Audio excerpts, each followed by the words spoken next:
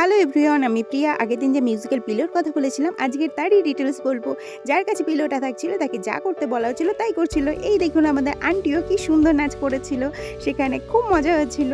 আর তারপরেই এইখানে দারুণ মজা হয়েছে। পিলো জাস্ট ঋষি তুলতে গেছে আর ও গিয়েছে ফেসে, ও ছিল নিউলি ম্যারিড, তাই ওদের দুজনকে বলা হয়েছিল বল ডান্স করতে, তাই ওরা বল ডান্স করেছিল। তারপরে এই দিদি ভাই করেছিল একটা রবীন্দ্রসঙ্গীত, খুব ভালো লেগেছিল।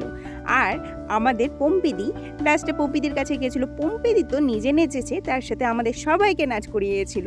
এখানে ভীষণ মজা হয়েছিল। আর পম্পিদির মেয়ে প্রিয়া, ও খুব একটা মিষ্টি মেয়ে আর মিষ্টি গান করেছিল। তারপরে পিলো থেমেছিল আমাদের নতুন বউয়ের কাছে। সে খুব সুন্দর একটা গান করেছিল। লাস্টে ছিলাম আমি আর আমার মেয়ে জিতে গেছিলো। তারপরে আমি পড়েছিলাম, আমাকে করতে বলা হয়েছিল ডান্স অমিতের সাথে। আর আমার ছোটো মেয়ে দেখুন এখানেও লেজুর হয়ে গেছে। এইভাবেই সারা সন্ধে কেটে গেল। আপনাদের কেমন লাগলো বলবেন। বাই।